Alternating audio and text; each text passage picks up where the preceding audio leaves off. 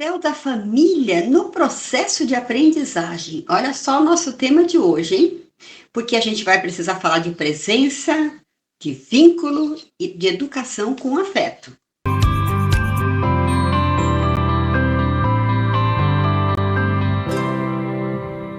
Tudo bem com vocês? Sejam muito bem-vindos a este vídeo, a este nosso canal, a esse nosso espaço de acolhimento. Hoje a gente vai falar sobre esse tema especial. Papel da família no processo de aprendizagem.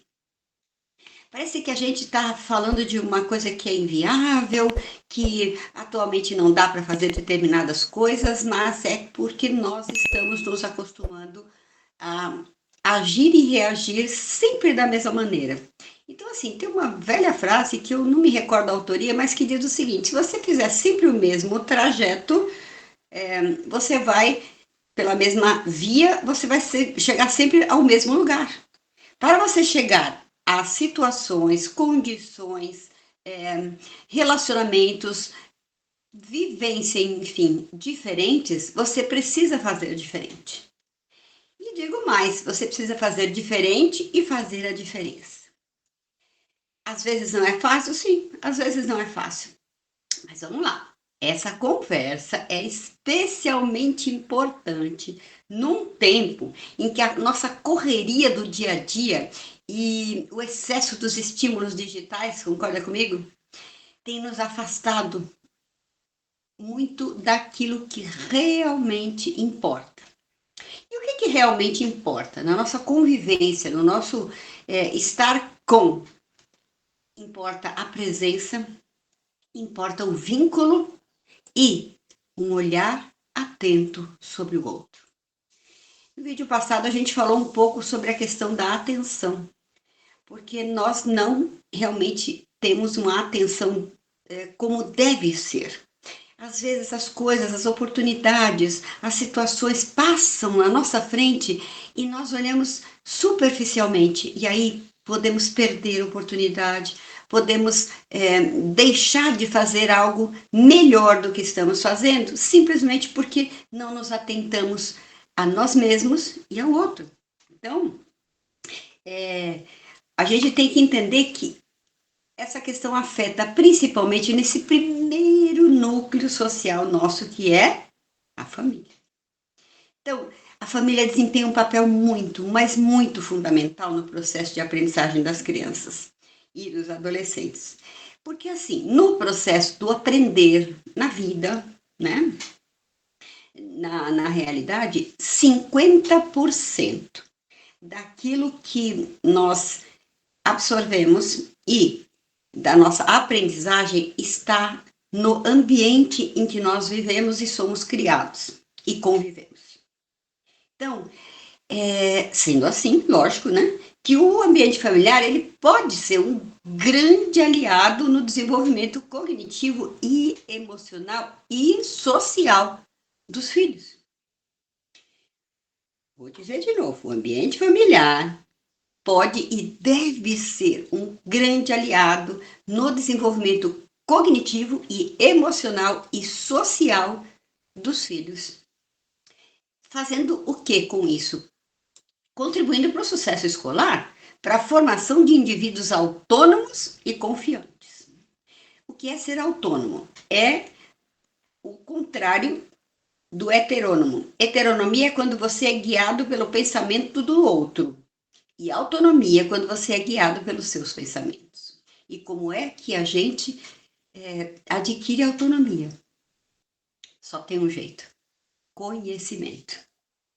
Sem conhecimento a gente não tem autonomia, então a gente vai no vai da valsa, a gente vai na vida de gado, como diz o Nietzsche, e a gente segue o que todo mundo faz, sem pensar em fazer a diferença, sem pensar em fazer diferente.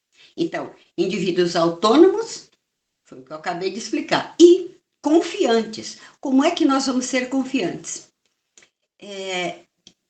Trata-se da autoconfiança para estar no mundo. E a autoconfiança é precedida do autocuidado e do autoconhecimento. Eu sempre vou reforçar isso porque a gente começou essa trajetória nova no canal Educacer falando que nós precisamos nos atentar para essas questões que são o alicerce do nosso conviver, do nosso ser e do nosso estar no mundo. Então, hoje, a gente vai explorar maneiras, dicas e questões, não é? De como é que os pais podem criar um ambiente que vai favorecer a aprendizagem e mais. Eu vou te oferecer dicas práticas para você ajudar os seus filhos nessa jornada da vida.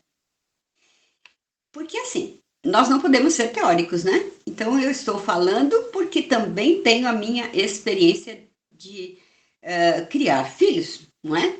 Então, vamos lá. Por que, minha gente, que o ambiente familiar é importante para a aprendizagem?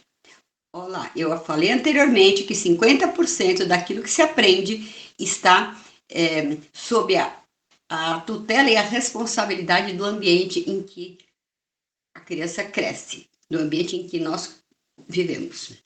Então, esse ambiente familiar, o que ele é em termos de socialização? Ele é o primeiro ambiente, o primeiro espaço de socialização do aprendizado de uma criança. Então, obviamente, se o cérebro aprende por imitação, então eu sou um bebê, que depois eu engatinho, que depois eu vou caminhar, e quando eu começo a andar, eu perco, né, aquele vínculo, solta aquele vínculo que eu tinha de um adulto que precise me carregar para cá e para lá. Então, a partir deste momento de autonomia, nesse ambiente, a criança começa a observar o que está à volta dela e ela vai imitar, porque é assim que ela aprende, imitando, repetindo, reproduzindo.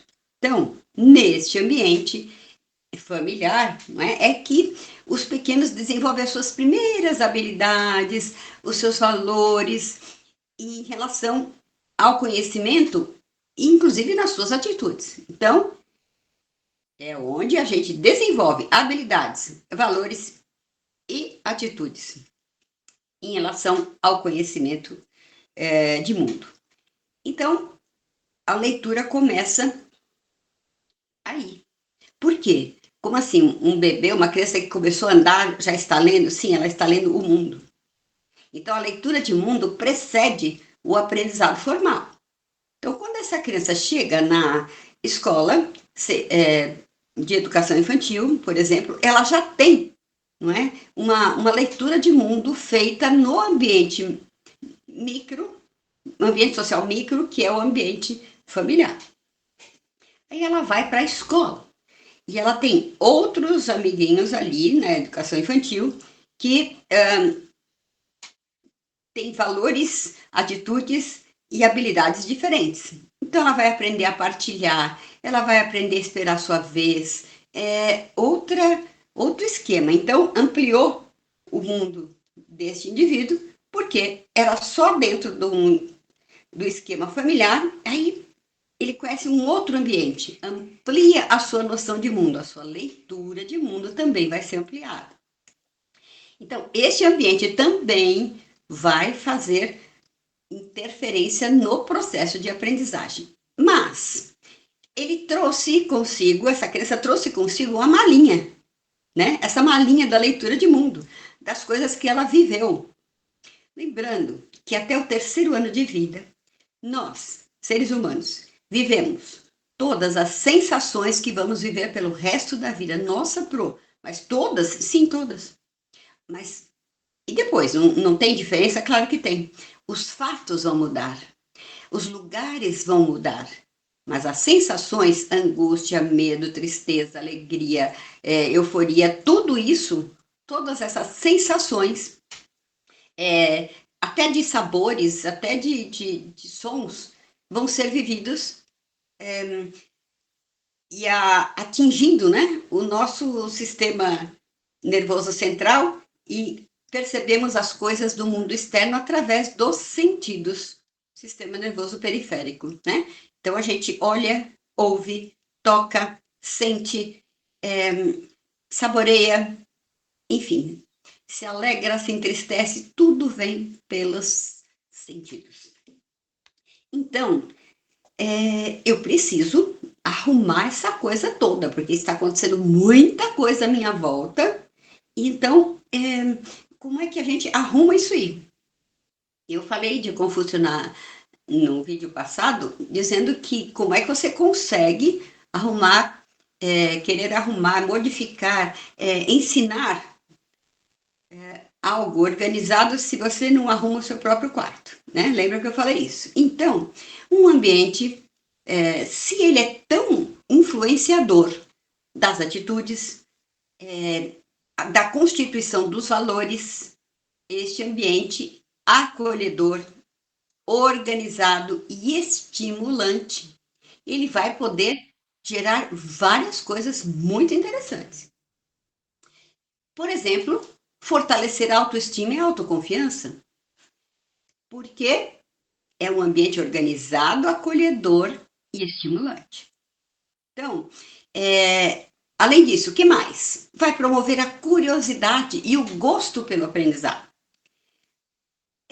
Vai ajudar esse ambiente acolhedor, vai ajudar a lidar com os desafios, com as frustrações. Não é tudo que a gente deve simplesmente conceder. É só dar um Google que tudo vem na mão. E não pode ser assim. Na realidade, não se lida com os desafios e as frustrações se nós não aprendemos a fazer isto. Então, nem tudo é como nós queremos.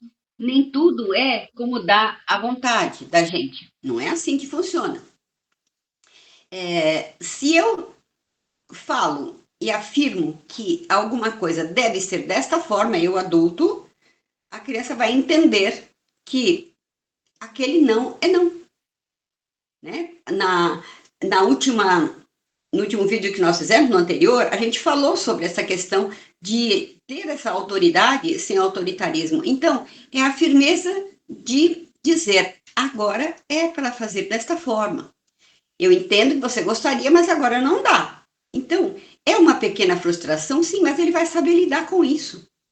Porque se ficarmos só na base de conceder, eu vou deixar porque eu não vou me estressar, deixa. Não. Porque aí começa o pepino que você não pode arrumar depois, né? Tem uma frase meio. Eu não gosto muito dela, mas é de pequenino que se arruma o pepino, alguma coisa do tipo, né? Então, ou seja, a forma de fazer as coisas neste ambiente, ela tem que ser coerente. Eu não posso um dia agir de uma forma e daqui a pouco eu falo alguma coisa que fica absolutamente reversa do que eu disse anteriormente. E aí começa a confusão na estrutura de personalidade e de comportamento e de caráter dessa criança. Olha só. Então, a gente tem que estabelecer uma base sólida para o sucesso escolar e pessoal das nossas crianças. Por que a gente precisa falar disso? Porque a educação começa antes da escola. Porque a família é o primeiro ambiente de aprendizagem. Porque as emoções, olha só o que eu vou dizer, as emoções moldam o cérebro que aprende. E aprender, minha gente, é muito mais do que absorver conteúdo. E eu gosto de frisar, quando a gente tem um argumento fundamentado, para que isso fique bem colocado para a nossa reflexão posterior. Né? Pensem nisso. Emoções moldam o cérebro que aprende. Porque cognição e emoção têm que estar em equilíbrio, têm que estar juntas no caminho da aprendizagem na vida, não é só na escola. Então, aprender é muito mais do que absorver conteúdo. É interpretar, é transformar a informação em conhecimento e transformar esse conhecimento em saber. Aí sim, a gente vai para além de conteúdo. Então, volto a dizer, a aprendizagem começa muito antes da escola. E olha o que eu vou dizer agora, escuta bem isso. Ela começa em casa, nas relações, nos afetos, ok? Então, sendo a família o primeiro ambiente onde uma criança experimenta o mundo, porque é ali que ela começa a experimentar o mundo, faz a sua leitura de mundo. Então, é ali que ela experimenta o mundo, que ela constrói significado para as coisas, que ela desenvolve a linguagem, que ela aprende o que é afeto, porque ela recebendo vai saber dar. Por fim, isso vai gerar o quê? Uma segurança emocional, né? Olha que coisa boa. A neurociência, ela já nos mostra que emoção e cognição caminham juntas. Vocês já devem ter visto ilustração que tem assim a rodo na internet do cérebro dando a mão para um coração. Essa imagem, né? Essa imagem é bastante difundida. Mas por que isso mesmo? Por exemplo, se eu estou com meu lado emocional, como diz a Alicia Fernandes, atrapado, que não é atrapalhado, é tipo congelado, assim, né? E não tá bom. Por exemplo, para entender isso aí. A criança foi para a escola, mas acontece que no dia anterior ela perdeu seu animalzinho de estimação. Uma situação triste, né? Então ela vai para a escola, mas pensa o que é que vai estar maximizado na pessoinha dela. A situação da perda, a dor, a parte emocional. Então, assim, é como se nós tivéssemos nessa intersecção das duas coisas, a parte emocional se maximiza e a cognitiva fica minimizada. Então, se não equilibrar este emocional, o cognitivo não vai fluir bem, então não haverá aprendizado, entende? Isso é uma situação de tristeza, por exemplo. Uma outra situação de medo, de receio. O cérebro que sente medo ou insegurança, ele aprende menos, sabiam disso? Se o cérebro está com medo ou com insegurança, a gente aprende menos. Porque não entra. O medo está tomando. Entende isso? Então, por outro lado, o cérebro que se sente amado, respeitado e estimulado, claro que ele vai aprender mais e melhor. Quem é que gosta de não ser bem tratado? Só se você, né, se odiar. Então, quem é que não gosta de receber um abraço? De ter um olhar que acolhe? De ser ouvido? Quem é que não gosta disso? Ah, sim. Vamos ver se existe nessa vida alguém que adore, que goste muito de se frustrar, de não ter sucesso, de elaborar, planejar coisas e dar tudo errado. Nossa, eu adoro isso. Não, né? Não. A gente quer que as coisas deem certo. E para isso a gente tem que esperançar. Então, a gente não pode deixar de se referir a alguns pensadores, né, quando dizem isso. E a palavra esperançar é uma palavra, tipo, cunhada pelo Paulo Freire, que foi um grande educador. Então, assim, esperançar não significa esperar. Significa esperar agindo, né? Não vou, por exemplo, eu estou desempregado, então eu vou. Primeiro que se eu ficar nessa bad em relação a essa situação, os meus familiares vão sentir isso aí, porque eu estou num estado de ser diferente. Então eu vou ficar aqui no sofá chorando miséria e esperando que alguém bata na minha porta e traga um emprego aqui para mim. Não vai acontecer. Então, assim, eu tenho esperança que isso aconteça, mas eu preciso correr atrás do lucro. Eu jamais uso a frase correr atrás do prejuízo, porque você vai buscar prejuízo? Não, né? Você vai correr atrás do lucro. Ok. Então, eu tenho esperança que isso aconteça e, por consequência, eu vou fazer por onde? Porque a gente só colhe o que planta. Essa é a questão, na verdade, não é? Então, Vamos partir da premissa que aprender é um ato afetivo. Olha só. Por quê? Porque, como eu disse, o cérebro aprende melhor quando ele se sente seguro. Por quê? Porque, como nós falamos, as emoções vão interferir na atenção, na memória e na motivação.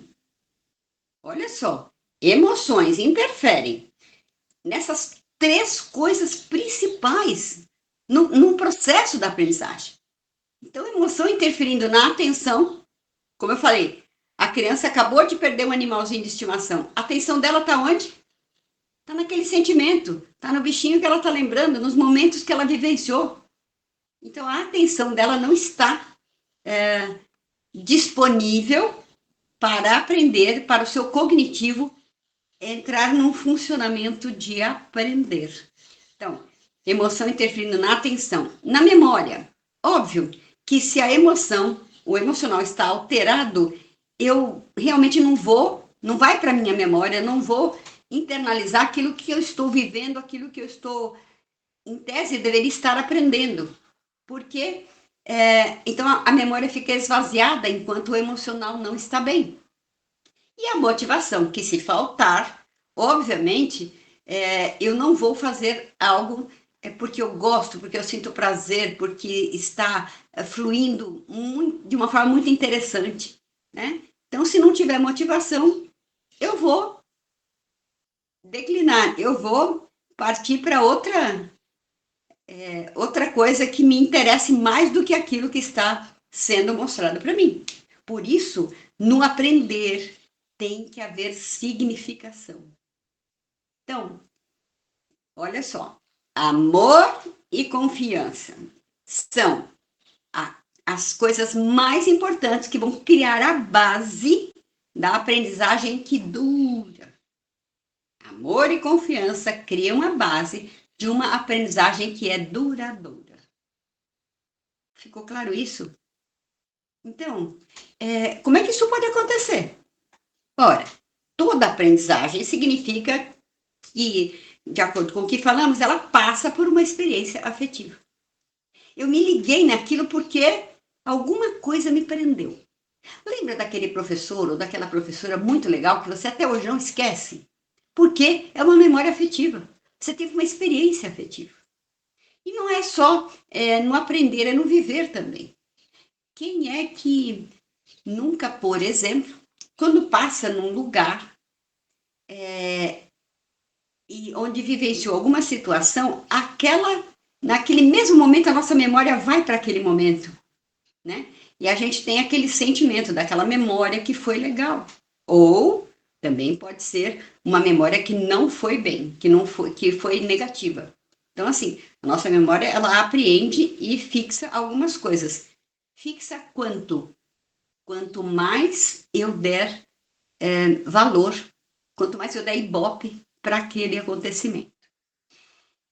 Outro exemplo, eu às vezes ouço uma música e essa música tem a ver com uma situação que eu vivi, com uma pessoa com quem eu estava. Então, no momento em que eu ouço a música, eu vou lá neste momento que a minha memória me trouxe e é como se eu vivesse novamente aquilo, eu revivo aquilo.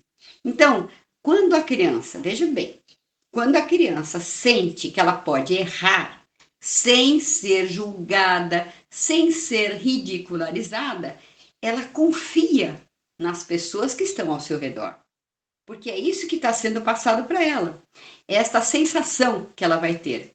Então, na medida em que ela se sente ouvida, que ela não se sente ridicularizada, ela vai se abrir para aprender. Assim como se acontecer o contrário, ela vai se fechar para o aprender. Né? Então, isso reduz o universo do aprender. É muito sério isso. Então, minha gente, amor, empatia, acolhimento, não são mimos.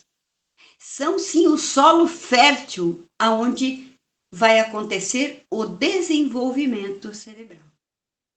Então, quando eu falo essas frases, Eu sempre digo assim, né? Olha, essa frase eu estou falando em negrito, hein? Em caixa alta, amor, empatia e acolhimento não são mimos, minha gente. São um solo fértil para o desenvolvimento cerebral, né? Então, a família é a primeira escola. Isso já ficou patenteado na hora que a gente começou a falar. Por quê?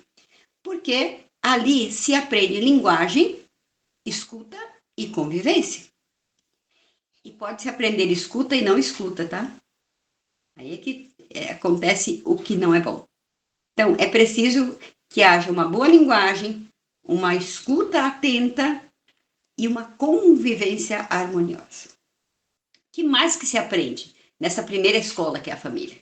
Valores, hábitos e noção de tempo. Então, como é que isso vai se refletir na vida do ser humano? Veja bem, valores, hábitos e noção de tempo. Isso tem a ver com a vida nossa, porque esses valores são exatamente o senso ético que vai conduzir o indivíduo na vida. A ética é algo de dentro para fora, porque os valores ali foram colocados.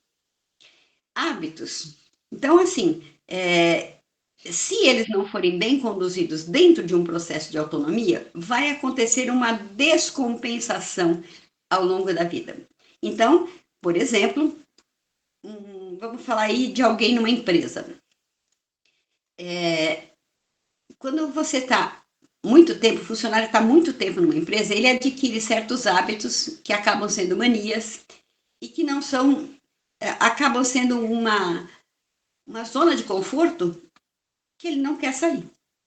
Ou a criança traz para a escola hábitos que não são muito bons.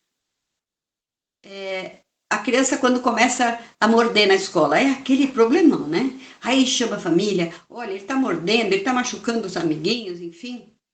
Mas provavelmente existe uma brincadeira, um pouco sem graça, de ai que fofinho, e vai me dar, e está mordendo. Aí vai morder a bochecha, não morder de machucar, mas faz essa coisa do morder, né? Tudo bem, é fofinho, é bonitinho, mas não tem que morder, sabe? Você tem que dar carinho, você tem que abraçar, mas não algumas coisas, né? Brincadeiras bruscas. Ele vai levar isso para o convívio ampliado que é a escola. Ele não tem essa noção de que lá pode, é uma brincadeira, que não pode, vai machucar. Não tem essa noção. Criança pequena. Então, assim, eu acho, e você também deve pensar comigo, quem é que nasce sabendo morder o outro? Não tem isso. Quem é que nasce sabendo ofender, falar um xingamento? Não. De algum jeito aprendeu. De algum jeito aprendeu. Neste primeiro ciclo social que é a família. Então, valores e hábitos, já falamos, noção de tempo. É preciso haver uma rotina. E através da rotina, a criança vai aprendendo a ter uma noção de tempo. Claro que isso é uma coisa gradativa. A criança não tem noção de hora relógio. Enfim, às vezes ela fala, amanhã eu fui com a minha mãe no mercado, né? Então, ela fala, essa noção de tempo ainda não é construída, mas isso vai progressivamente sendo aprendido. Então, antes de aprender a ler, a escrever, a criança aprende a confiar, a falar, a esperar, a observar o mundo. Isso é uma coisa linda, que a gente acha que, não, tudo normal. Né? Aprendeu a ler, aprendeu a escrever, aprendeu a confiar. Sim, mas como isso acontece? A gente precisa plantar algumas coisas para que o resultado seja esse. Então, a criança vai aprender a confiar se eu der condições para que ela se sinta confiante. Ela vai aprender a esperar com o não firme que eu preciso dizer. E não tem revogação nisso, não se revoga. Se foi não, é não. em todas as circunstâncias. Não é às vezes pode, às vezes não pode, a mesma coisa. Não, não é assim, né? Se não pode, não pode. E a gente explica por que é que não pode. Não é simplesmente negar sem que a criança possa entender o porquê que isso não deve ser feito, né? Então, explicar. Noção de tempo, ela vai aprendendo na medida em que você coloca as rotinas e ela percebe que a hora que começa e termina alguma coisa. Porque na vida tudo tem começo, meio e fim, né? A própria vida é assim, não é? E a escuta. Como é que esta criança vai aprender a desenvolver uma boa escuta se ela não é ouvida? Ela não tem como aprender isso. Então, assim, olho no olho. A criança é pequena, você abaixa e fica na altura dela, né? E conversa. Ela quer expressar sentimento? Não, mas isso não tem importância. Tem importância para ela, sim. Ai, tá chorando à toa. Não, não é à toa. Alguma razão tem. E a gente que é mãe, e depois que é avó também, a gente aprende a saber que choro é esse.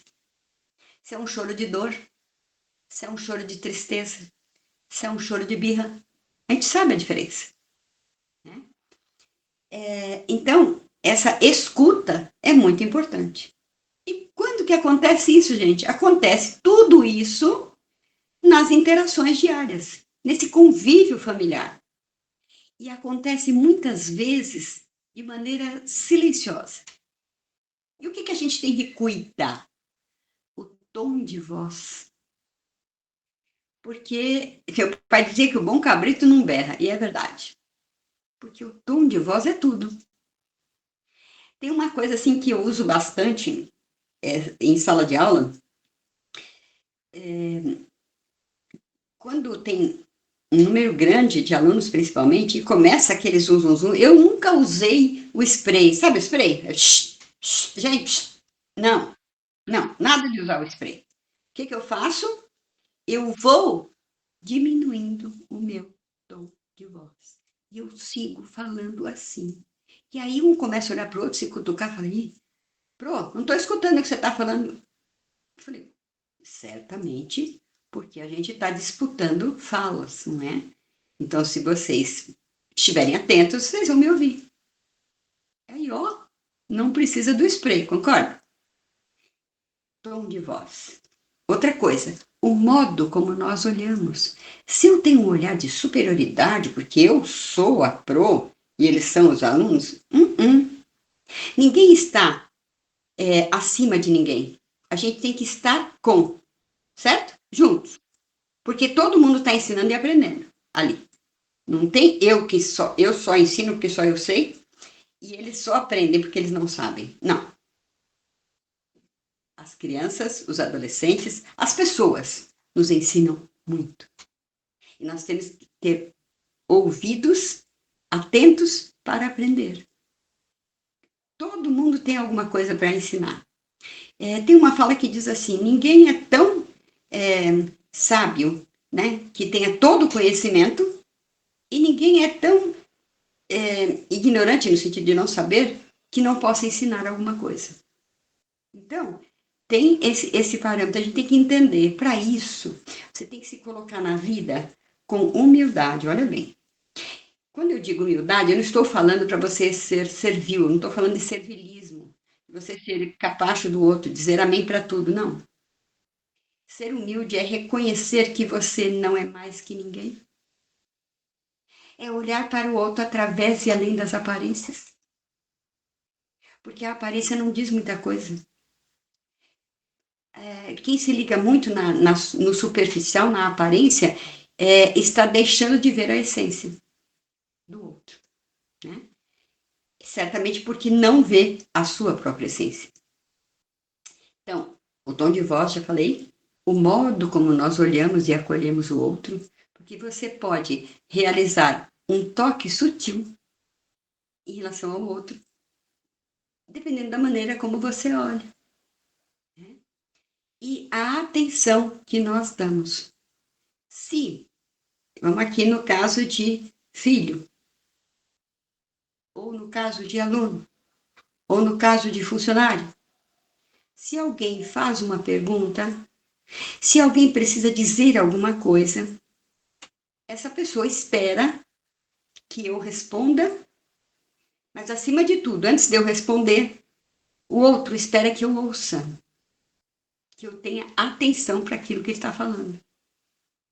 Então, assim, é muito desagradável quando a criança percebe que você pouco está prestando atenção naquilo que ela está falando. Porque talvez você ache que não é importante, mas para ela sim é. Ela está com uma dúvida, ela está com uma insegurança, para e escuta. Atentamente. Olho no olho. Não é assim, mexendo no celular e falando, fala, pode falar, eu tô escutando. Você pode estar escutando, mas você não está ouvindo. A escuta não está atenta. Então, tom de voz, o modo como nós olhamos e a atenção para o outro.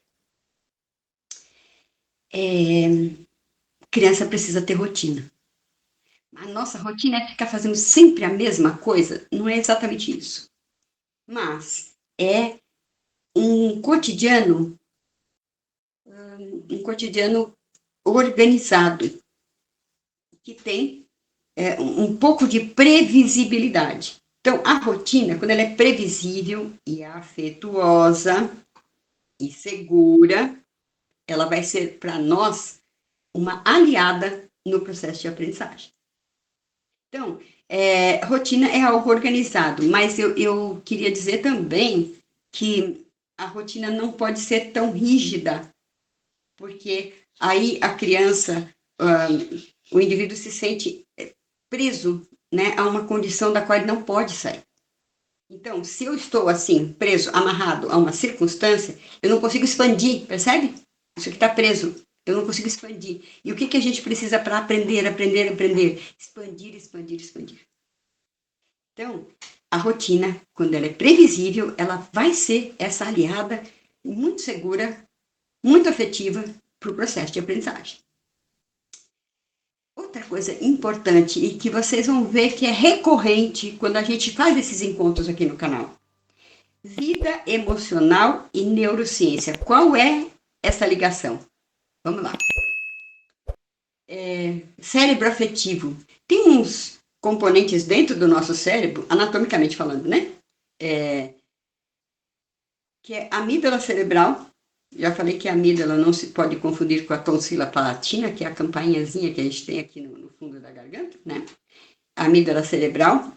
O hipocampo, lá dentro, que recebe os estímulos, e o córtex pré-frontal, que é onde estão situadas as funções executivas, ou seja, na medida em que a amígdala faz esse papel dela, o hipocampo contém, aqui eu vou agir de acordo com aquilo que entrou, que eu internalizei, entende? Então, cérebro afetivo. Vínculo seguro. O que ele vai fazer? Ele vai favorecer a aprendizagem. Não tem como eu simplesmente chegar para dentro do ciclo familiar, né? E querer ensinar alguma coisa, querer explicar, querer dizer como é que alguma coisa deve ser feita para a criança, ou mesmo no ambiente de sala de aula, eu preciso desse olho no olho, eu preciso chamar pelo nome. A coisa são indivíduos, eu me atreveria a dizer, são indivíduos com cérebro, com emoção e com alma. É isso que está ali diante de nós.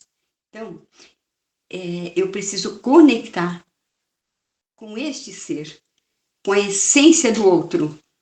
Aí eu faço vínculo. E fazendo vínculo, minha gente, 50% do sucesso do processo de aprendizagem começa a fluir. Os outros 50% pode ser de conteúdo, mas esse 50% tem que ser de vínculo. Porque também nesse contexto ambiental, né, ambientes hostis, que ou seja, que geram hostilidade, eles vão gerar também bloqueios cognitivos. Eu devo ter citado em alguma vez, e eu vou dar dica para vocês depois, quando esse vídeo ficar no ar, tem dica de filmes e de livros, sempre que eu dou para vocês. Eu acho que eu já falei de um filme chamado O Triunfo, que tem no YouTube. Um dos personagens, né, da trama, você consegue perceber o bloqueio cognitivo de um pré-adolescente que tinha um talento enorme para a arte, mas o ambiente fez com que isso meio que definhasse. Ele tentava sobreviver a isso, mas o ambiente o atava a uma situação muito, muito opressora. E era um ambiente absolutamente hostil. E isso gera bloqueio cognitivo, então não tem como aprender. Não tem aprendizagem nessa circunstância, não tem. Né? Então, te contar uma curiosidade. Você sabia que o afeto organiza o cérebro? Olha que coisa legal. O afeto organiza o cérebro. Então, eu falei da amígdala, do hipocampo e do córtex pré-frontal. São estruturas que estão ligadas à memória, à atenção e à tomada de decisão. Então, amígdala, memória, hipocampo, atenção, pré-frontal, tomada de decisão. Então, elas funcionam melhor em ambientes emocionalmente seguros. Agora, eu não posso gerar um ambiente seguro se eu, adulto, não me sinto seguro. Entende? Então, se você precisar de pedir a bênção para quem sabe mais do que você, ou se você precisar de ajuda, vá para terapia, sem problema, coisa boa, sabe? Você tem que se cuidar. Esse autocuidado é importantíssimo, porque se você não estiver em equilíbrio, não tem como você gerar um ambiente emocionalmente seguro, concorda? Ou seja, educar com afeto é também desenvolver o potencial cognitivo da criança. Educar com afeto, negrito de novo. Educar com afeto é também desenvolver o potencial cognitivo de uma criança. Então, por isso, o que a criança sente importa sim, tanto quanto aquilo que ela vai estudar. O que ela sente é tão importante quanto aquilo que ela vai aprender cognitivamente. Deixa ela expressar o sentimento. Ajuda essa criança, esse pré-adolescente, esse adolescente, esse funcionário que seja, a dar nome àquilo que ele está sentindo. E se você não conseguir fazer isso, né? Peça ajuda para quem sabe mais do que você. Como é que eu faço isso? E daqui a pouco eu vou dar umas dicas sobre essas questões, tá bom? Então, família e escola parceiras. Elas não têm que ficar em oposição. Família e escola, parceria, não oposição. Mas eu preciso, tenho tanta coisa para fazer, eu trabalho o tempo inteiro. Uhum. A gente sabe que a gente está vivendo dias assim, né? Momentos muito diferentes do que a gente vivia não muito tempo, há 10 anos atrás, 15 anos atrás. É outra realidade que a gente vive agora. Então, a gente precisa apoiar este aprendente sem um controle rígido, ou seja, sem autoritarismo, mas sim apoiar sem julgar também. O que mais? A gente precisa ter uma comunicação aberta com os professores. A gente não é oponente do professor, percebe? A gente tem que ter uma cumplicidade, uma parceria. Por quê? Você é um ser humano que tem sentimentos, valores, etc. O professor também. Ele também é um ser humano que tem sentimentos, sensações, dúvidas, inseguranças. Então, a gente percebe que muitas pessoas têm por hábito apontar o dedo e achar os defeitos no professor. Mas, antes de você achar o defeito no outro, procura conhecer as circunstâncias e analisar se realmente aquilo é uma coisa não boa naquele professor, ou porque eu simplesmente não estou enxergando toda a circunstância, eu não estou inteirada do que acontece lá. Agora que nós estamos de férias, a gente sempre percebeu, né, ao longo da vida, da trajetória profissional, que durante as férias, principalmente os pais de educação infantil ou do Fundamental 1, enfim, não vê a hora que as aulas voltem a acontecer, porque eles não aguentam mais estar com os filhos dentro de casa. Isso foi um terror que aconteceu, por exemplo, na pandemia, porque não se tinha convívio. As pessoas não estão habituadas. Mas só aqui, então, o convívio apertou, fechou. Então, assim, a gente esperava que essa experiência dolorosa, péssima, tivesse ensinado alguma coisa. Para muitas pessoas, sim, ensinou. Mas para outras pessoas, elas já se esqueceram disso. E faz tão pouco tempo. Olha só. Então, a família que valoriza a escola, valoriza o conhecimento. A família que valoriza a escola, valoriza o conhecimento. Então, família e escola, minha gente, não são rivais, são aliadas. Né? A gente está no mesmo barco, em função da motivação da aprendizagem e do, digamos assim, sucesso, né, do se dar bem, do realizar coisas dos nossos filhos, alunos, aprendentes, funcionários, seja o que for. Então, a escola precisa do apoio da família. Para quê? Para que o aprendizado vá além do conteúdo e ganhe sentido. Porque se não for importante o conhecimento no ambiente familiar, esse aprendente vai entender que aquilo que acontece na escola também não é importante. Tanto faz. Porque tem o Google, porque tem a IA. Então eu não preciso mais utilizar a minha cognição. Uau, isso é perigoso. Bastante. Por quê? Porque as coisas podem, as habilidades, elas podem ficar, sofrer esse prejuízo, né, e não se desenvolver. Hoje muita coisa a gente não memoriza mais. Aí se você perder o celular, você não consegue ligar para ninguém de outro lugar porque você não memorizou o número do telefone, porque ele está lá registrado no celular. Eu não preciso pensar tanto porque eu peço para a IA, eu peço para qualquer que seja dessas IAs aí que a gente está conhecendo ultimamente, que ela faça por mim. Algo que o meu cérebro sabe fazer. O que você pode é utilizar isso para minimizar coisas que você não perderia tempo de, por exemplo, estruturar uma sequência tal, mas o pensamento, a ideia tem que ser daquilo que você aprendeu. Muito bem. Então, para o aprendizado, ir para além do conteúdo, esse indivíduo tem que se sentir apoiado. E a escola tem que se sentir apoiada pela família. Porque apoiar não é controlar, gente. Vamos entender isso.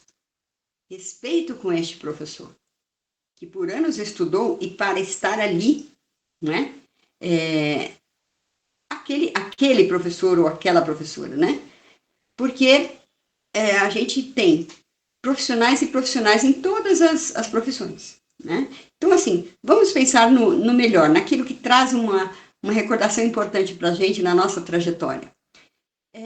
Apoiar não é controlar, é perguntar mais e julgar menos. Negrito de novo. Perguntar mais e julgar menos. Quem sou eu para julgar? Eu que tenho uma série de defeitos também. Eu que também não acerto sempre. Né? Então, perguntar mais e julgar menos. Estar disponível para ouvir. E valorizar o esforço da criança e da escola. Mesmo que haja desafios. E nas dicas que eu vou dar, vocês vão ver que tem desafios.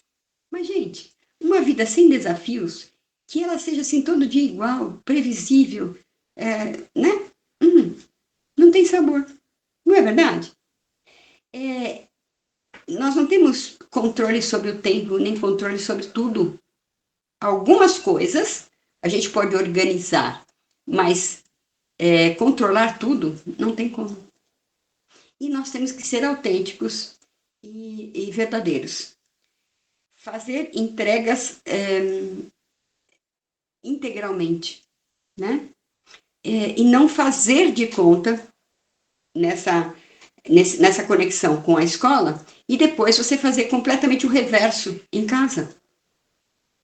Então, assim, isso não pode acontecer, porque, na verdade, se você faz um gênero em um ambiente e depois na vida cotidiana é outra coisa, o que acontece é que existe aí uma contradição, né? Então, você pode enganar a todos algum tempo. Algum tempo. Mas você não engana todos o tempo todo. Não tem como. Então, este ser íntegro, né, vai ter que conviver, como nós estamos tendo que conviver, com os desafios contemporâneos. Então, eu não estou dizendo aqui coisas inviáveis de se fazer. Né? A gente sabe que a gente está vivendo um monte de desafios. Falta de tempo é um deles.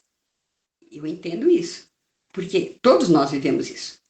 Mas será que realmente falta tempo? Ou será que eu não estou conseguindo usar aqui as minhas funções executivas, meu planejamento, para que esse tempo seja mais e melhor aproveitado?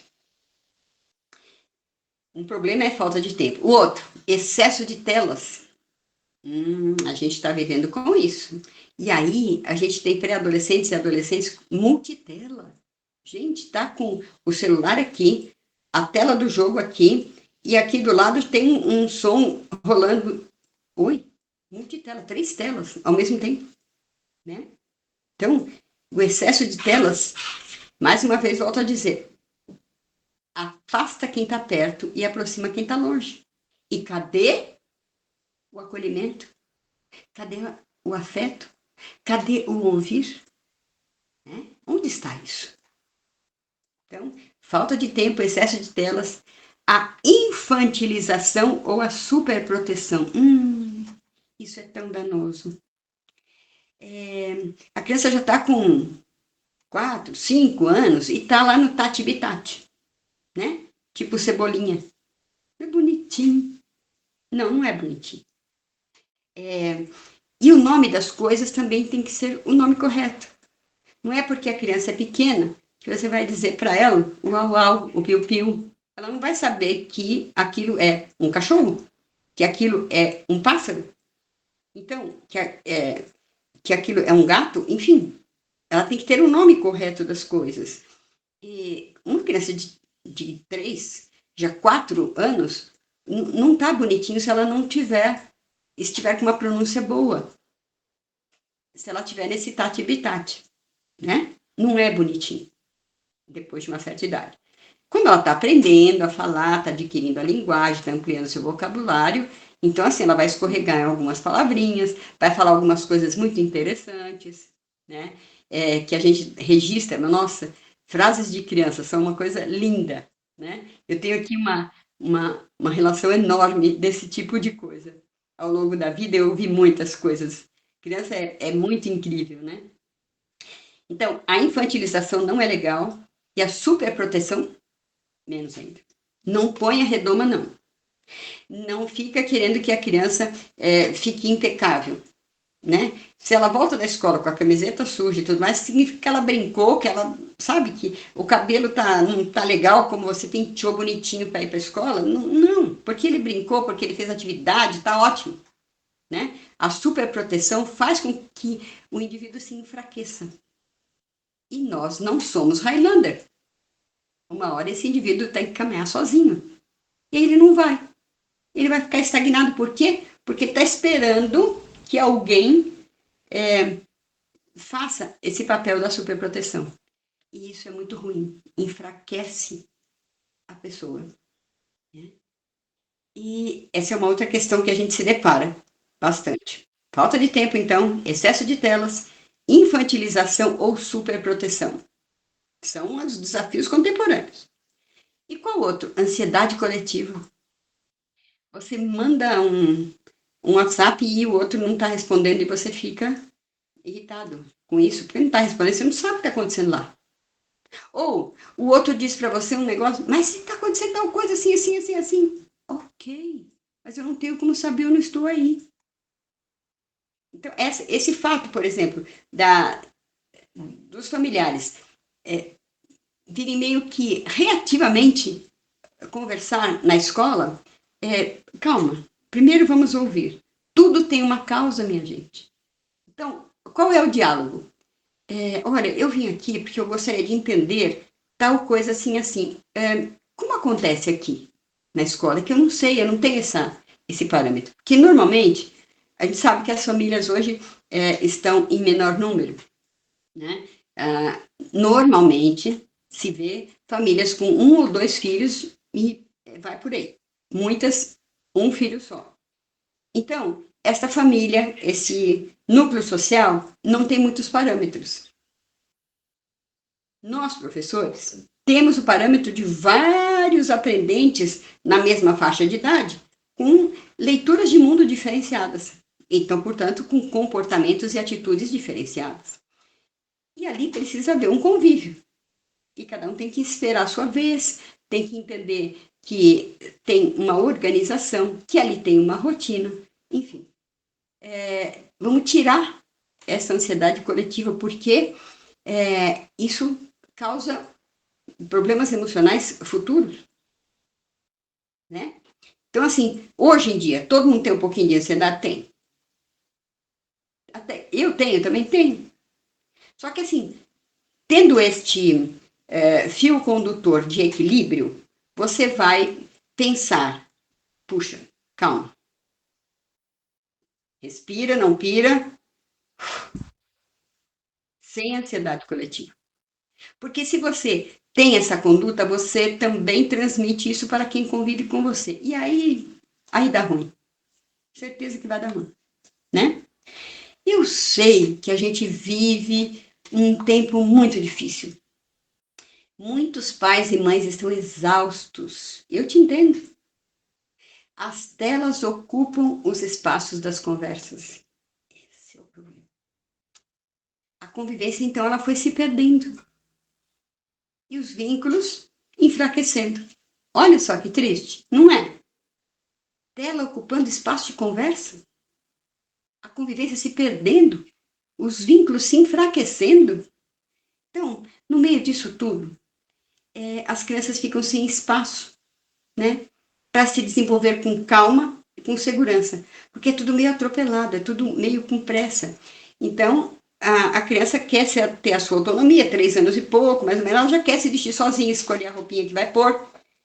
E aí, claro, que ela tem o time dela. E aí ela vai demorar um pouquinho. Olha, horário, nós temos que ir. Você ainda está mexendo nisso, não escolheu a roupa? Deixa que eu faço. Deixa que eu coloco o tênis que é mais rápido. Uhum. Você está tirando a oportunidade da criatura aprender por si, de experienciar as coisas para que possa aprender. É, uma das fases de desenvolvimento que o Piaget fala é do operacional concreto. A gente aprende a fazer fazendo. Você não aprende a fazer olhando. Só se você olhar muitas vezes. Mas mesmo assim, na hora que você pegar alguma coisa na mão, né? Eu posso olhar alguém batendo um prego, mas eu só vou saber como é o peso do martelo, essa proporção, para eu não martelar o dedo da outra mão, e eu preciso experienciar como é que se faz isso. Eu olho e vou tentando fazer, e assim vai, né? Então, no meio de tudo isso, as crianças podem ficar sem espaço para se desenvolver, e isso é muito complicado, né? Não é sobre perfeição, gente, é sobre presença. Porque desacelerar também é educar, sabia? Então, não é perfeição, ninguém vai ser perfeito. mas é sobre presença. Quando você é qualidade, entende? Não é quantidade. Então, desacelera um pouco, porque desacelerar também educa. Né? Então, agora a gente vai começar a dar as dicas prometidas. Dicas essas que são principalmente para fomentar, para alimentar mais e melhor a nossa vida orgânica, a nossa vida offline.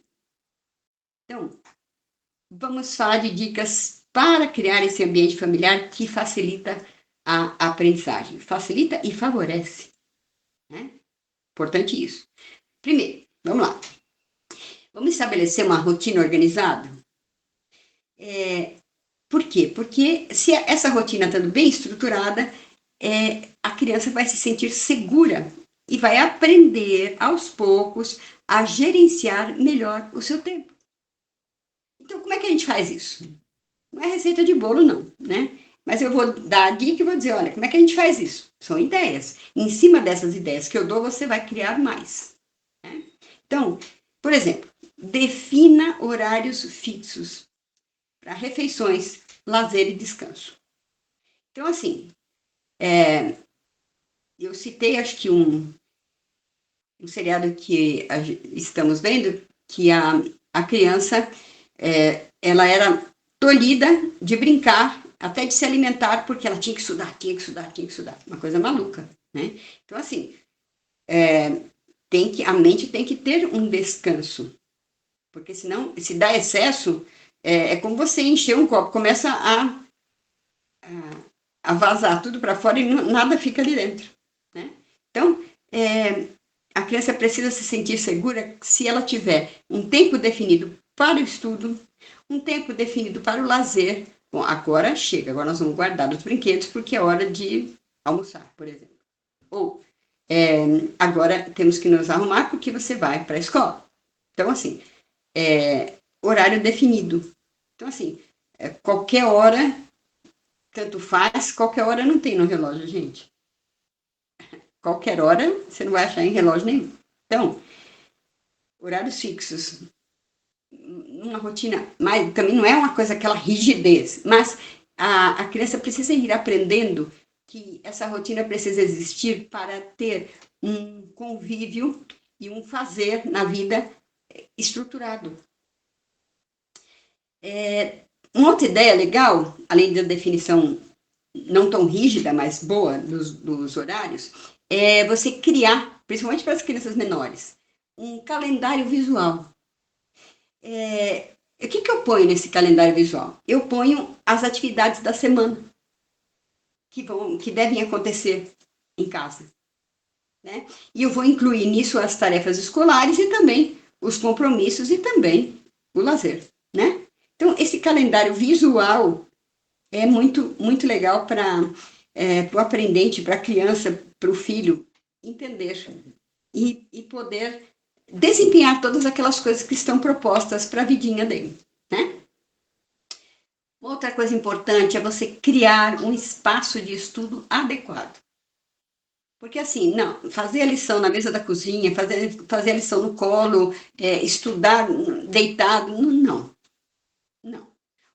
Não é a quantidade de tempo, mas a qualidade. A postura interfere muito nessa questão do aprendizado. Então, um ambiente de estudo adequado, ele é um lugar tranquilo, bem iluminado, organizado. Isso é essencial para a concentração e para a produtividade. A mente não funciona bem no caos. A gente tem que falar para ela ficar quietinha, criar um ambiente em que isso seja favorecido. Então, como é que a gente poderia fazer isso? Vamos reservar um cantinho da casa para os estudos? Uma mesinha, uma cadeira confortável. A criança, o adolescente, enfim, ele tem que estar sentado com os braços apoiados até o cotovelo, né? Para a escrita, isso é importante. O pezinho tem que alcançar o chão e a cadeira tem que estar de uma forma que ele esteja com a postura correta, confortável. e também rodeado dos materiais necessários para fazer o que ele tiver que fazer, né? E, de preferência, manter, né, esse espaço, quando isso precisa acontecer, esse espaço um pouco livre de distrações. Não dá para fazer, estudar, ler com a televisão ligada. Na frente da TV não vai acontecer, porque a atenção vai se mover em 2 ou 3 estímulos ao mesmo tempo, ou simultaneamente. Ao mesmo tempo, ninguém faz alguma coisa, né? Você faz simultaneamente. Então, se possível, manter esse espaço livre das distrações, porque afinal de contas também não é um tempo de 4, 5, 6 horas. Não. Uma coisa bem dimensionada, a criança consegue fazer a sua tarefa, ou consegue estudar, dedicando a isso 40 minutos, mas com qualidade.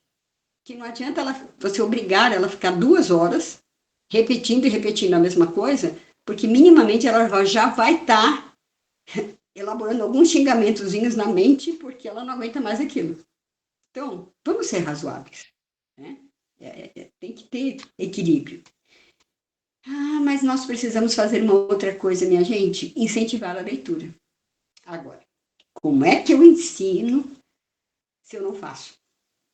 Se a criança não vê, se ela não puder observar que quem está ao seu redor valoriza isso, ela também não vai valorizar. Não é importante. A leitura na tela está muito comum, tá? Está bastante comum. Mas não só, porque essa luminosidade, né, de encontro aos nossos olhos, ela, numa constante, ela prejudica. Mas não vamos entrar nesse mérito agora. O importante é que haja leitura. Sabe aquele gosto de virar a página do livro, aquele cheirinho de livro novo, né? E depois você voltar àquela leitura, porque você não se esquece dela. Então, a gente começou lá atrás, lendo os clássicos, ou quando a gente leu O Pequeno Príncipe, Tu te tornas eternamente responsável por aquilo que cativas, são coisas que eu gravei porque eu li algumas vezes. Então, no meu caso, eu tive um pai leitor, uma mãe professora, e tinha muitos livros em casa.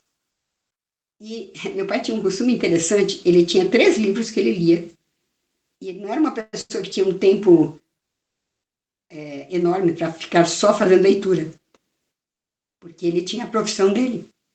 Então, ele só fazia isso à noite ou às vezes no final de semana. Então, eu ficava, mas o senhor lê 3 livros? Sim, eu leio 3 livros, porque esse aqui é para eu me distrair, este aqui é para eu conhecer, e este aqui é para eu me inteirar de conceitos e aprendizados novos. Gente, eu vou precisar tomar um pouquinho de água, porque realmente está falhando aqui a minha voz, né? Então, como é que a gente faz isso? A gente precisa ter em casa e deixar disponível, né? Não no alto, onde a criança não alcança. Deixar disponível revista, gibi, livros mesmo, interessantes, que entusiasmem, que a criança queira ver. E reserve um momentozinho do dia para leitura em família. Senta aqui, vamos, eu vou te contar uma história. Vamos criar esse hábito prazeroso. Eu não me esqueço das histórias que meu pai contava quando eu colocava a gente para dormir. A maioria das histórias eu lembro até hoje. E contei para as minhas filhas. Então, assim, criar esse ambiente favorável também tem que ter coisas disponíveis e significativas, né? Outra dica, participa da vida escolar do seu filho. Porque quando você mostra interesse pela vida escolar da criança, desculpe, você reforça a importância da educação e vai fazer o quê? Fortalecer o vínculo familiar. Entende? É toda uma trama do bem que vai funcionar. Como é que a gente faz isso? Participar da vida escolar do nosso filho. Bom, vamos lá participar dos eventos, das coisas que acontecem na escola, na medida do nosso possível. Claro que aqui vai uma dica também para que a escola organize coisas que são viáveis, devido à correria e ao tipo de vida que temos hoje. Então, precisa haver aí um equilíbrio, não é? Um favorecimento para ambos os lados. Outra coisa que você pode fazer nessa participação da vida escolar do seu filho conversa com ele sobre o que aprendeu naquele dia. Você vai buscar ele na escola, no caminho já começa a prosear. Conta para mim aí, o que você aprendeu, o que foi legal que você fez hoje. Demonstra interesse pelos projetos, pelas ideias dessa criança, né? Outra coisa, vamos promover a autonomia. Falei um pouquinho disso lá no começo. Ensinar a criança a ser independente é amar. E ensinar ela a ser independente nos estudos é mais importante do que resolver os problemas por ela. Eu me lembrei de um caso aqui, entre os tantos que eu atendi, que a mãe ficou indignada num evento que teve na escola, em que eu estava coordenadora pedagógica, e era um evento tipo feira de ciências, alguma coisa do tipo, não é? E o filho dela meio que liderou o grupo. Tinha várias, vamos dizer assim, tendazinhas, e cada uma tinha uma função e uma pesquisa feita. E materiais também criados por eles. E esse menino liderou ali o grupo dele, o trio que fazia o grupo dele, né? E essa mãe, então, vai para o evento e ela fica inconformada e ela vai questionar a professora. Como assim que meu filho fez? Ele que fez tudo isso? Não, foi ele que fez. A parte dele é essa daqui que ele está demonstrando. Ela ficou indignada porque ele fez alguma coisa sem a tutela dela. Sem que ela estivesse ali do lado, meio que resolvendo as dificuldades para ele. Ou seja, ele tinha adquirido autonomia. Então, assim, foi preciso todo um trabalho com esta mãe, porque ela estava o quê? Estava amarrando este filho, e ele não tinha a autonomia dele. No momento em que ele sentiu que tinha voz e vez, bora falar, bora fazer e mostrar do que eu sou capaz. Vou colocar minhas habilidades aí para fluir, né? Então, como é que a gente pode fazer isso? Vamos ensinar técnicas de organização, mas para isso você também precisa se organizar. Você explica como fazer as tarefas. Usar a agenda, mas você também tem que olhar a agenda do seu filho. Né? Incentivar a pesquisa e a busca por soluções, mas que partam de reflexões aqui, mas não dê resposta pronta. Ele vai quebrar a cabeça, vai. Aliás, falando em quebrar a cabeça, é uma coisa muito legal ele ter muitas quebra-cabeças para montar. Isso ajuda a organizar essa questão que eu estou falando. Então, assim, a criança menorzinha, você dá um quebra-cabeça de 6 peças, depois ele já quer uma de 12, e aí você vai ampliando, né? É muito legal, porque juntar as peças para formar alguma coisa é como buscar soluções. É um começo, é uma ideia de buscar solução, né? Vamos valorizar o esforço e não só o resultado? Isso é importante. Reforçar que o esforço da criança está acontecendo, mesmo quando os resultados não são os esperados, isso vai ajudar a construir a autoconfiança e a resiliência. Quem é que acerta tudo o tempo todo, gente? Vocês não erram também? Não é? Então, como é que a gente faz isso? A gente vai celebrar as pequenas conquistas, porque as grandes realizações são feitas de pequenos hábitos, pequenas atitudes. Você somando forma uma grande realização. Então, vamos celebrar essas conquistas?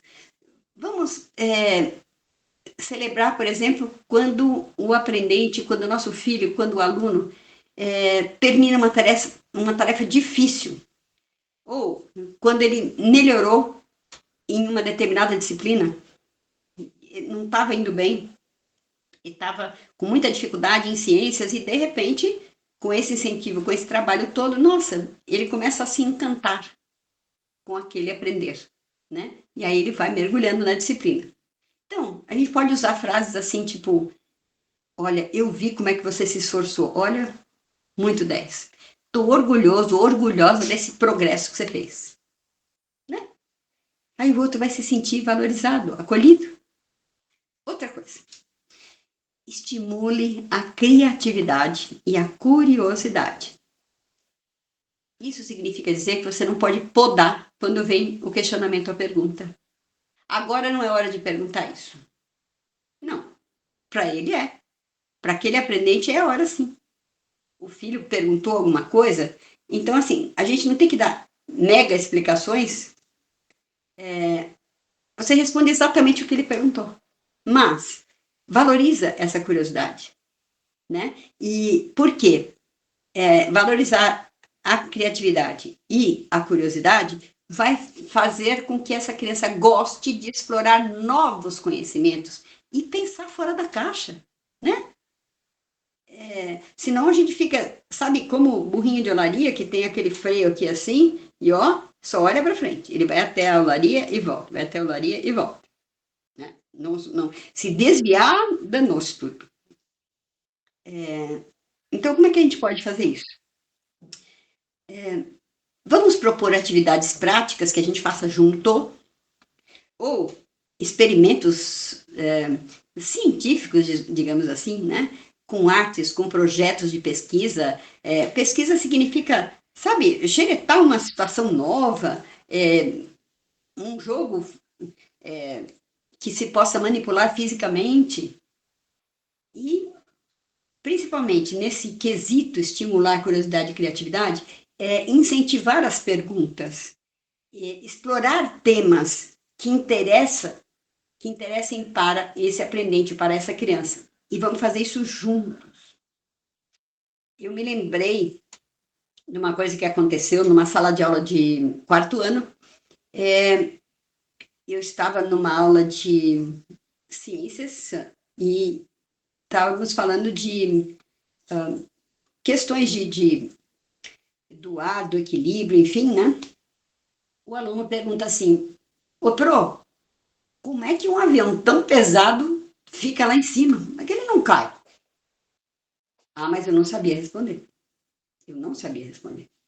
Então, eu ia dizer para ele, não é isso que eu estou falando, eu estou falando de pressão atmosférica, que não é hora de falar disso daí. Fazer isso. Porque para ele, aquela pergunta era interessante. Ele queria saber. Uma curiosidade natural. Você nunca pensou nisso, mas ele pensou. Então eu disse para ele, olha, eu não sei te responder, sabe por quê? Porque eu nunca pilotei uma aeronave, né? Não aprendi a fazer isso. Mas eu vou. Vamos combinar o seguinte: você vai pesquisar, pergunta lá em casa, eu vou pesquisar também. Olha, gente, vocês querem também saber por que o avião tão pesado fica lá em cima e não cai? Ai, Pro, a gente quer saber sim. Olha, nós fizemos disso uma coisa tão legal. Eu fui procurar, como neófita no assunto, eu fui procurar o professor de física do ensino médio.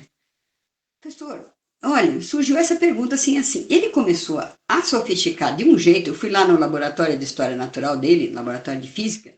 Ele era tipo sabe aquela cara de cientista maluco? Ele era assim, né? O cara sabia muito. Só que muito e de um jeito extremamente difícil de compreender. Aí ele começou a me falar, me demonstrar, pegar. Eu falei, ih, professor, minhas crianças do quarto ano não vão saber isso, não. Não vão entender essa linguagem. Tá bom, mas eu te agradeço, eu vou pensar como é que eu vou fazer. Aí pensa daqui, pensa dali, eu fui presencialmente ao campo de Marte, me deu esse start. Eu fui lá, falei, quem sabe, né? Eles me ajudam a entender, né? E aí, eles falaram, tinha cabines de simulação de voo, e aí eu fui atendida lá pelo brigadeiro, pelo beijinho, não lembro a patente da criatura, mas era uma pessoa muito da aeronáutica, eu não sei muito as patentes, mas eu sei que ele era meio que um CEO, digamos assim, dali. E foi muito gentil. E ele me deu a ideia. Ele falou: traz as suas crianças aqui. Eu falei: mas para quê? Como assim? Eles vão ser permitidos a entrar no simulador de voo. A gente vai contar para eles num bate-papo como é que acontece essa história do avião ficar lá em cima. E olha, sabe o que a gente pode fazer? Lá no campo de pouso de colagem, aqui do campo de Marte, a gente pode fazer um piquenique com eles. E assim foi. Foi difícil, eu estava professora nessa circunstância. Foi difícil eu convencer, não é, a coordenação me deixar fazer essa saída exploratória. Não é passeio, porque passeio de passeio com a família. Com a escola você faz saídas que são para conhecimento, né? Então, organizei tudo isso. Antes foi tudo acordado lá no Campo de Marte e fomos, né? E aí é aquela coisa de sempre, a gente entra todas as crianças no ônibus, lembrando que eram salas de 40, 42 alunos. E não tinha auxiliar, não tinha nada disso, era eu e eles e eu. Então, entra todo mundo no ônibus, você tá com aquela listinha, né? E depois, necessariamente, você, de novo, com a listinha, para ver se não faltou nenhum, se você não esqueceu nenhum lá no Campo de Marte. Né? Depois a gente tem saudade dessas saídas, sabe? Porque era muito, muito prazeroso. Dá trabalho? Dá trabalho. É uma responsabilidade enorme, ou se é. Mas chegamos lá. E ele estava extremamente, o menino que fez a pergunta, ele estava extremamente curioso e todo mundo já tinha sido, digamos assim, inoculado com o vírus da curiosidade sobre aquele assunto. Fomos ao auditório e esse senhor, não era muito senhor, era um jovem, mas já com uma patente de líder ali, né? Então ele mostrou um filme preparado por eles mesmos, né? Em que essa explicação, essa exemplificação aparecia com muita clareza. Ele ia parando e ia falando. E eles ficaram, gente, você ouvia a voz do silêncio. Eles estavam vidrados naquele silêncio. Depois fomos para os simuladores de voo. Em cada simulador cabiam 2 crianças. Vocês imaginam que numa quantidade de crianças assim a gente demorou um tempinho, né? E os que estavam esperando para entrar nas cabines ficavam extremamente ansiosos. Mas deu tudo certo. Todo mundo passou pelas cabines de voo, eles entenderam aquela instrumentação toda, eles ficaram, nossa, que incrível, né? E aí, quando a gente. Eu tive assim uma tentação, tal, mas não, a gente tem que ter juízo, né? Porque eu queria que eles tivessem a experiência de voo real, né?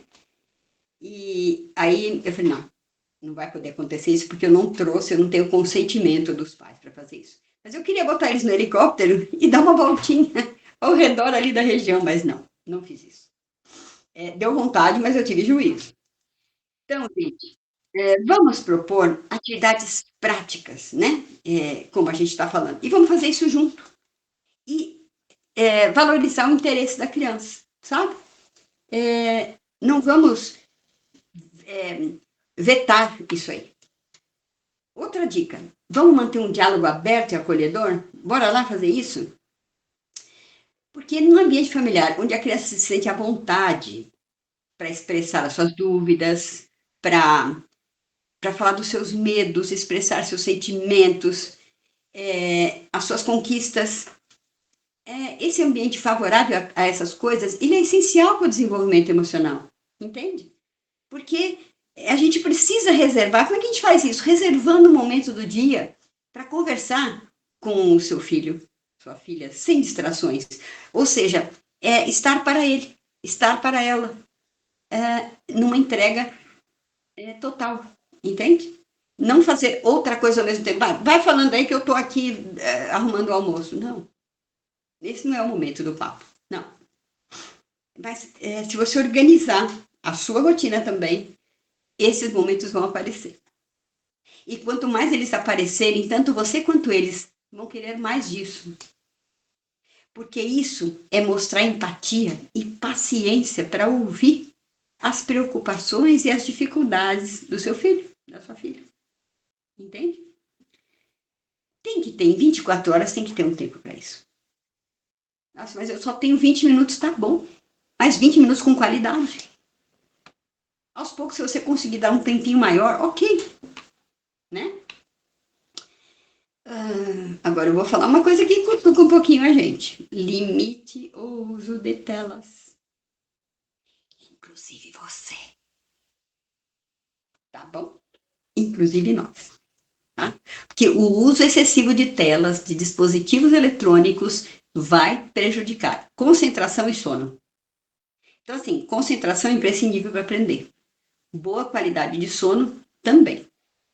Né? Porque senão o cérebro não consegue fazer o trabalho que ele tem que fazer lá durante o sono REM, e aí a criança acorda cansada.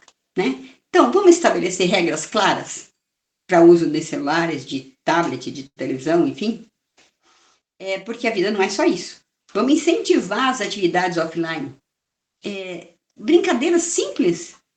Bora pular corda junto com a criança? Nossa, é muito legal, vamos fazer isso, né? Na hora que a gente bate a corda com foguinho, né? Na escola a gente faz isso. E aí em casa ela não tem esse correspondente de atividade física, né? Algum esporte é bastante interessante. E a leitura, como a gente falou, né? Uma outra coisa. A palavra convence, mas o exemplo arrasta. Lembra que a gente falou disso? Exato. Ensinamento eterno do meu pai. Seja um exemplo de aprendizado contínuo.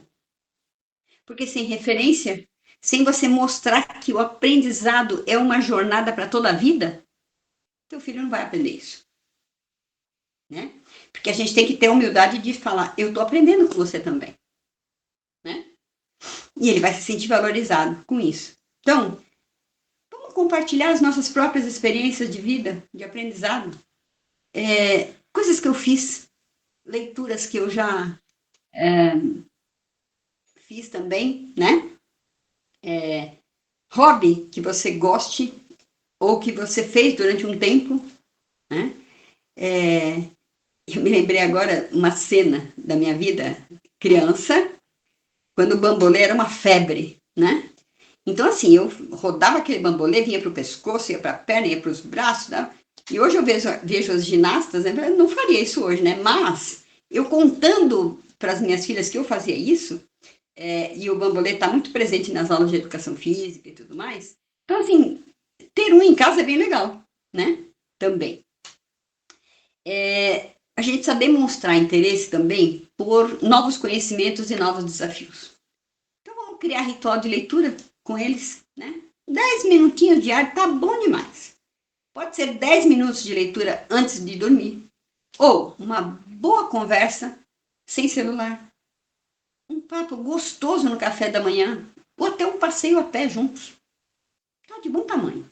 Esses pequenos gestos vão reforçar o vínculo e vão criar um espaço de confiança e de escuta. Né? Então, reflexão final, a família como base para o sucesso. Então, criar esse ambiente familiar que favorece a aprendizagem, gente, não exige grandes mudanças, não. Muita calma nessa hora. Pequenos ajustes no dia a dia vão fazer toda a diferença. Concorda comigo? Então, quando os pais se envolvem ativamente na educação de seus filhos, eles não apenas contribuem para o sucesso escolar, mas também, negrito de novo, ajudam a formar indivíduos curiosos, autônomos e preparados para os desafios da vida, sem respostas prontas. Uma outra ideia pode ser estabelecer encontros familiares quinzenais. Hoje é dia da gente fazer a nossa caminhada juntos. Hoje é dia da gente ter o momento sofá, todo mundo junto. Vamos brincar de mímica, vamos conversar sobre a escola, sem pressão, só escuta. Cria esse espaço onde o seu filho pode falar sem medo de errar, porque ele não vai ser julgado, ele vai ser ouvido. Assim como a gente espera que ele faça isso na sala de aula. Porque praticar a vida offline em família é ouro puro, sabe? Que tal implementar esse tempo offline na família? Né? Pode ser durante as refeições, refeição sem celular, né? No final da semana, antes de dormir, faça disso um valor. E agora eu vou falar calmamente. Faça disso um valor de maneira que o seu filho ou a sua filha tenha a certeza de que aqui em casa a gente se escuta. Aqui em casa a gente se escuta. Então, como diz meu grande inspirador, um dos meus grandes mestres, Rubem Alves, pessoa incrível, ele dizia: educar é mostrar a vida para quem ainda não a viu. O educador disse: veja, e ao falar ele aponta, e quando ele aponta, ele incentiva que o indivíduo olhe na direção apontada e vê o que nunca viu antes. Então, o seu mundo se expande. De novo, o pensamento de Rubem Alves. Educar é mostrar a vida para quem não viu ainda aquelas coisas. Se o educador diz veja e aponta, o aprendente vai olhar para o lugar onde foi apontado, para a direção apontada e vai ver o que ele nunca viu. E o seu mundo se expande. Nesse processo, a família tem um papel essencial. Hashtag Fica a Dica, tem um videozinho pequeno de Rubem Alves que se chama Pedagogia do Afeto. Pedagogia do Olhar, perdão. Pedagogia do Olhar. Gente, é emocionante, é incrível. Vai lá no YouTube e procura. Pedagogia do Olhar com o Rubem Alves. Você vai aprender um montão em 3 minutos. Bom, tem um caos de hoje para a gente fechar a nossa live, o nosso encontro. Eu vou dar um nome de um das crianças que eu atendi em clínica. Mas não é o caso dele, tá? É um caso aqui que eu criei para ilustrar isso que nós falamos hoje. Gabriel, de 9 anos, chegou na escola, caladinho. Jogou a mochila no chão. Chegou em casa, né? Chegou da escola, perdão. Foi direto pro quarto. A mãe, vamos dar o nome de Ana, ela sentiu aquele silêncio pesado. Mas ela também estava cheia de tarefas, estava muito ocupada. Ela decidiu respeitar o espaço do Gabriel. Horas depois, ela encontrou o menino, foi tomar banho, alguma coisa assim, e ela foi xeretar lá no quarto. E ela encontrou um caderno aberto na mesa dele, né? E uma redação inacabada. Tinha começado assim a redação. O lugar onde eu me sinto mais seguro é reticências. O lápis parou ali. A folha estava limpa. Mas o coração dela não. Ela ficou inquieta. Então, naquela noite, a Ana não pediu a lição para o Gabriel. Ela fez diferente. Ela se sentou ao lado dele e perguntou: posso contar uma história de quando você era bebê? Ele concordou assim com um sorriso meio tímido. Pode. Aí ela contou para ele da primeira palavra que ele falou, da primeira febre que ele teve, de como ela dançou na sala com ele no colo para ver se ele se acalmava. E aí eles riram e choraram juntos. No dia seguinte, Gabriel entregou a redação. E o que ele escreveu lá? O lugar onde eu me sinto mais seguro é o colo da minha mãe, mesmo quando este colo está ocupado. Então agora eu te convido a refletir. Você tem sido presença ou apenas rotina na vida dos seus filhos? Se o seu filho escrevesse hoje sobre onde ele se sente mais seguro, ele escreveria sobre você. Então, pensa nisso. Então, gente, educação exige tempo, exige presença, sobretudo, principalmente. O afeto é o solo onde a aprendizagem floresce.